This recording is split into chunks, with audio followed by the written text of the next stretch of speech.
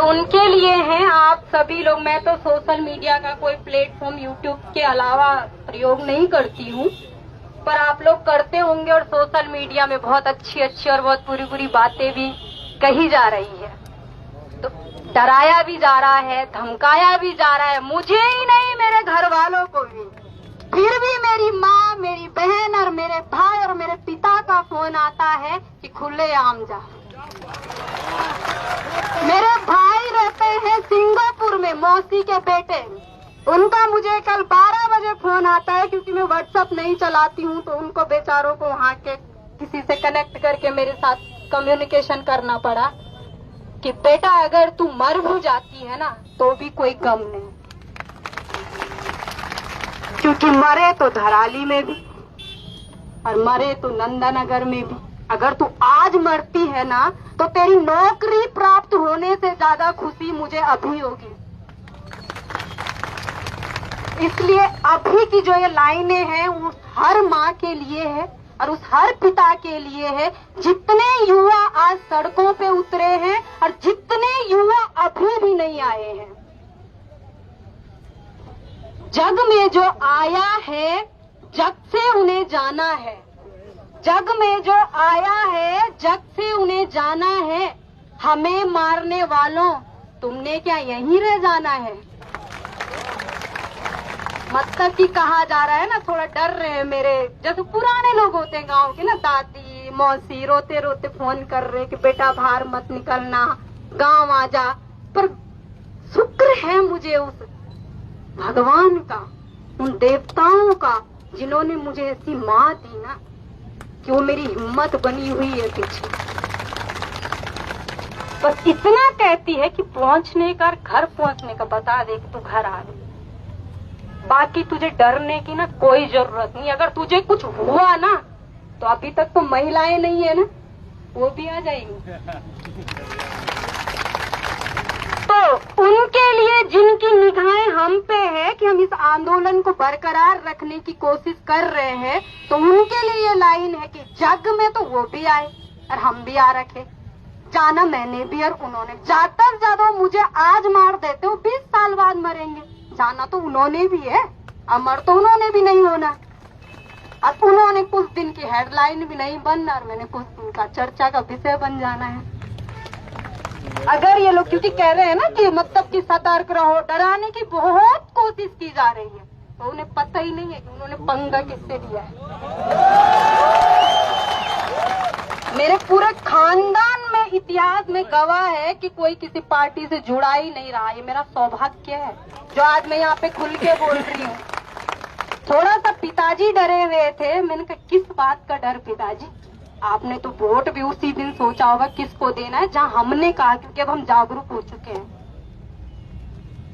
इसलिए यू पहाड़ भी हमारू छा, यू मैदान भी हमारू छा, यू पहाड़ भी हमारू छा, यू मैदान भी हमारू छा, यूं की दगड़ी होण वाऊ अत्याचार भी हमारू छा।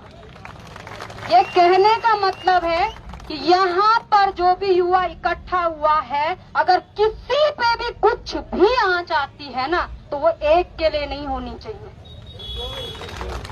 ये आप यहाँ पर इन समस्त उत्तराखंड वासियों को, आंदोलनकारियों से मेरा निवेदन है कि अगर हमारी किसी बहन, हमारे किसी भाई, हमारे घर वालों को टॉर्चर किया जाता है तो वो अकेला परिवार नहीं होना चाहिए। आज मैं अपने माँ बाप के साथ गांव नहीं जा सकती हूँ क्योंकि मुझे यहाँ पर भी रहना है। इसलिए उस समस्त युवा से मैं आगाह करती हूँ कि अगर सोशल मीडिया के माध्यम से हमें दबाने की कोशिश कर रहे हैं तो उसी सोशल मीडिया के माध्यम से हमें अपने आंदोलन को मजबूत बनाना है। जो भी गंदे कमेंट हम पे आ रहे हैं, अनुरोध करती हूँ क्योंकि हम पढ़े लिखे हैं ना, उसे पढ़िए, उस पे गौर कीजिए। तर्क वितर्क, शिक्षा क्या सिखाती है? तर्क करना भी और वितर्क करना भी, पक्ष रखना भी और विपक्ष रखना भी।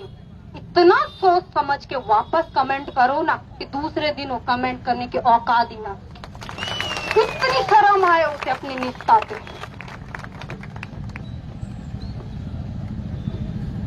हाँ, अभी भाइयों से अनुरोध रहेगा, जब मैं अभी तो मैं तोड़ के बोलूंगी, जब मैं एक साथ लाइन बोलूंगी ना, इसकी काट की क्लिप जरूर डाल देना, पहुंचनी चाहिए।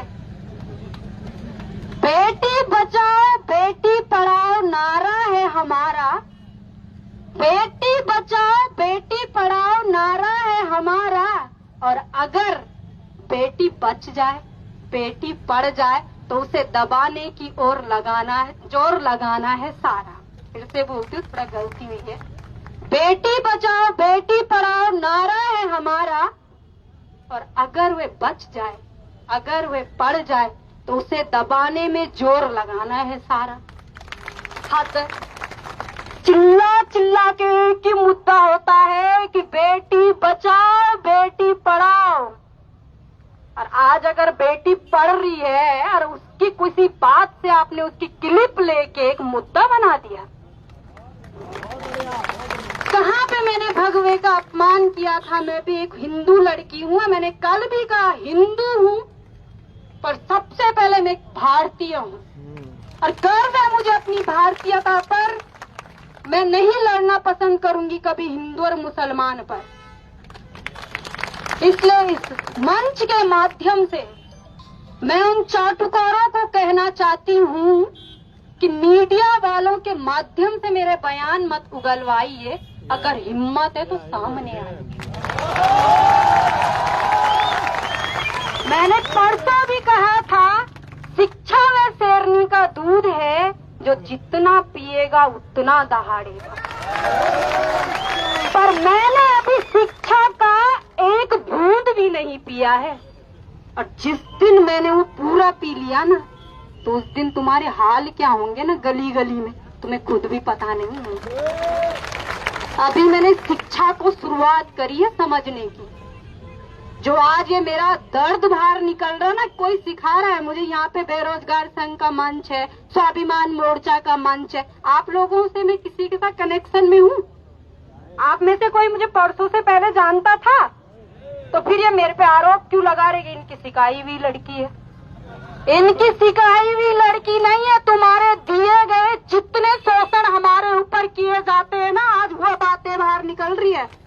अगर तुम पेपर लीक ना करवाते तो आज मैं यहाँ ना होती, मजबूर करा तुम लोगों ने बोलने के लिए। और अभी तो आपने परसों से देखा होगा सोशल मीडिया पे लड़कियों का ग्रोथ भाषण का बढ़ चुका है, और अगर इन्होंने और चिंगारी दी ना तो इन भाजपा वालों की खुद की आ जाएगी औरतें सड़कों पे।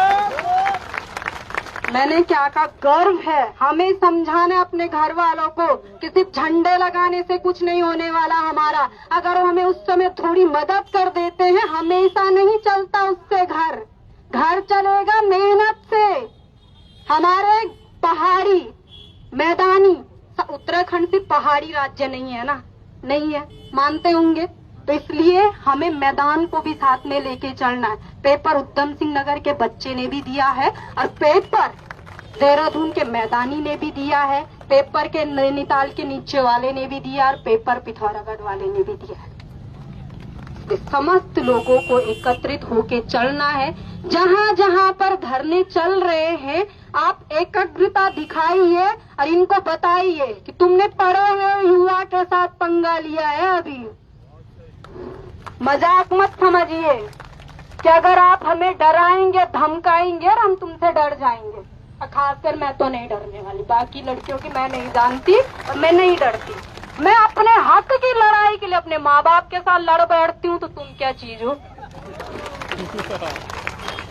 मेरे गांव की मैं इकलौती लड़की हूँ जिसकी इस उम्र में भी अभी शादी नहीं हुई है। मेरी माँ उदाहरण देती है, सबके बच्चे हो ना, तो कोई बात नहीं, तेरे 3 बेटे या बेटियों के भी बच्चे हो, नहीं करूंगी, बच्चे क्या करेंगे? अब क्योंकि जब हमारा शोषण ही इस तरीके से हो रहा है तो किसी न किसी को तो निकलना पड़ेगा ना घर से। अगर मैं आज उस बच्चे को पैदा करती हूँ और सरकारी स्कूल में भेजती हूँ, आपको मैं अपनी एक बात साझा करती हूँ। जब मैं पहली बार देहरादून आई थी ना नौकरी करने, आज पलटन में मैंने नहीं करी, पर जिद थी घर से बाहर निकलना है, आने नहीं दिया जा रहा था क्योंकि लड़कियों को देख के थोड़े डरते हैं। और जब मैंने सुना था पुलिस वर्दी पहनने का, मेरा बहुत शौक था, जो कि आज मर चुका है, खासकर पुलिस की वर्दी का, तो मर चुका है अब। तो मैंने कोचिंग जाने के लिए पता करा था यहाँ पे एक जगह, पता नहीं थी कोचिंग कैसी होती, चली गई, पता भी नहीं है, फीस होती है, किताबें होती है। वहां पर उन्होंने हमें 5 क्वेश्चन दिए थे हमारा IQ लेवल चेक करने के। उन्होंने पूछा था झारखंड की राजधानी कहाँ है। मेरा शिक्षा का स्तर इतना कमजोर था, मैं कह रही टाइप करने वाले ना उत्तराखंड को झारखंड लिख दिया और मैंने ऑप्शन में गोला भर दिया देहरादून, जबकि ऑप्शन में रांची भी है, पर शिक्षा का स्तर ही यही था। तो क्या गलती मेरी थी? उन टीचरों की थी जो पैसे देके हमारे स्कूल में पढ़ाने आ रखे हैं। क्या पता आज मैं कहाँ होती, क्या पता मेरा क्या भविष्य होता, लेकिन गलती है उन टीचरों की। लेकिन टीचर कैसे आए पैसे देके? गलती तो सिस्टम से हुई है ना। हमें बिठा देते हैं नीचे और खुद सोए रहते हैं। क्यों? क्योंकि उनके खुद के बच्चे, जितने मेरे महीने का खर्चा है ना, उतने उनके बच्चे की सिर्फ ट्यूशन की फीस है। ट्यूशन की, स्कूल की तो छोड़ो, जितने में मुझे पूरा महीना चलाना है, इसलिए वो कुर्सियों में सोए। अगर अभी भी आप में से किसी का, मेरा तो फिलहाल कोई भाई बहन नहीं है, सरकारी स्कूल में बड़े हो चुके हैं, वरना अच्छे से धो डालू बिल्कुल, पता चले पैसे दे के आ रखा या मेहनत दे के आ रखा। मैं एक टीचर के बारे में, पुराना हो गया है वो थोड़ा सा मैटर, लेकिन उत्तरकाशी में एक आशीष नेगी करके एक बार एक टीचर बहुत चर्चा का विषय बने थे, जब वो वहां से वो हो रहा था, उनका ट्रांसफर हो रहा था। ऐसी रोई क्या जनता उनके लिए? वो बच्चियां ऐसी रोई क्या उनके लिए? रंगवाल, आशीष करके, क्योंकि मैं सोशल मीडिया पे कम हूँ तो थोड़ा सा हो जाता है इधर उधर से। तो उन टीचर के लिए माताएं रोई, उन टीचर के लिए वो बच्चियां रोई। क्यों? क्योंकि शायद से वो मेहनत करके उस पद पे पहुंचे। आज यहाँ पे समझ हुआ है, मैंने कल भी कहा, आज भी कह रही, रोज कहती रहूंगी कि पढ़ाई को अपनी मजबूती का माध्यम बनाइए, नौकरी का नहीं। अगर हमारे अंदर काबिलियत है ना, तो हम पैसा कहीं भी कमा लेंगे। नौकरी का टैग नहीं लेना सिर्फ कि मैं लग गई नौकरी।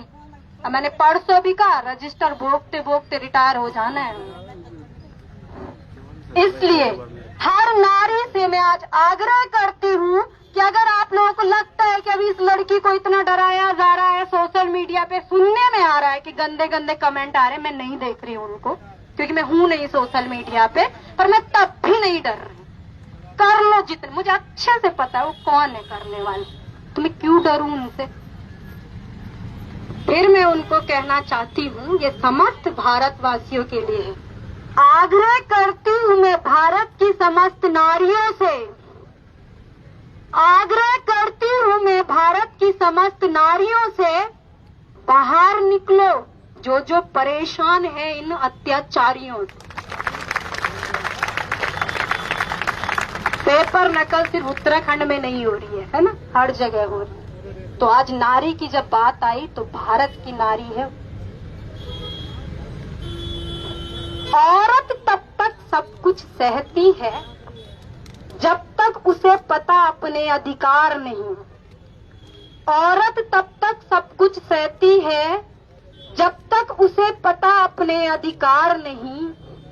आवश्यकता से अधिक होने पर वो सहती किसी की धुतकार नहीं। हमें वो नारियां बनना है, ठीक है? क्या वो नारियां बनने के लिए तैयार है यहाँ पे उपस्थित समस्त लड़कियां? अगर आप यहाँ पे खड़ी रहेंगी ना, तो शायद से मेरी हिम्मत खुद ब खुद बढ़ जाएगी। मुझे नहीं पता मेरा आने वाला कल अब क्या होगा, नहीं है मुझे पता कि मेरा आने वाला कल अब क्या होगा, कितनी चीजें फेस करनी पड़ेगी। फिर भी मैं तैयार हूँ इस मंच के माध्यम से, सिर्फ आपके लिए ही नहीं, समस्त युवा, समस्त मुद्दों पर आवाज उठाने के लिए हम तैयार हैं। ये आगाज करते हैं हम उन लोगों का। उसमें मैंने क्या कहा, ये आप सभी लोग जानते हैं कि भ्रष्टाचार सिर्फ बड़े नेता से शुरू नहीं होता है। भ्रष्टाचार की शुरुआत चपरासी से होती है। सेटिंग वो बाहर कराता है, इन बड़े बड़े अधिकारी बड़े बड़े नेताओं के ड्राइवर कराते हैं। क्या इन नेताओं के पास इतना टाइम है क्या हमें खरीदने आएंगे? ये किसी के माध्यम से हमें खरीदवाते हैं, ऐसे नहीं आते, इन्हें भी अपना डर है। आज जो ये हमारा सपोर्ट नहीं कर रहे हैं ना इतने दिन होने के बाद, तो इनको डर है कि जिससे 15 लाख ले रखी ना वो क्या करेगा। जिसके पास 15 लाख देने के लिए है ना उनके अंदर इन्हें मारने की हिम्मत भी होगी। पर उसने भी तो मोटा पैसा कहीं से कमाया है। जब वो 15 लाख एक क्या है वीडियो, कोई इतनी बड़ी पोस्ट भी तो नहीं है। अगर हम जब पढ़ते इतनी बड़ी भी नहीं है, इतनी पावर नहीं है उनके पास, और उसके लिए तुम 15 लाख दे रहे। सोचने वाली बात है, इसलिए वो डर रहे हैं कि खुल के सामने नहीं आ रहे हैं। फिर मैं एक बात कहना चाहती हूँ इस मंच के माध्यम से कि भारत को अभी विश्व में क्या देश के नाम से जाना जा रहा है? बैठा हुआ है यहाँ पे युवा। विश्व का ऐसा कौन सा देश है अभी जो सबसे युवा प्रधान है? तो ये बुजुर्ग नहीं होगा क्या कभी? इसने युवा ही रहना है हर मंच पे। भारत युवा प्रधान देश है और युवाओं को तुमने सड़कों पे मजबूर कर रखाने के लिए। तो उन युवाओं पर मैंने 2 लाइनें लिखी है। अगर इन युवाओं का आज ना किया गया बेहतर, अगर इन युवाओं का आज ना किया गया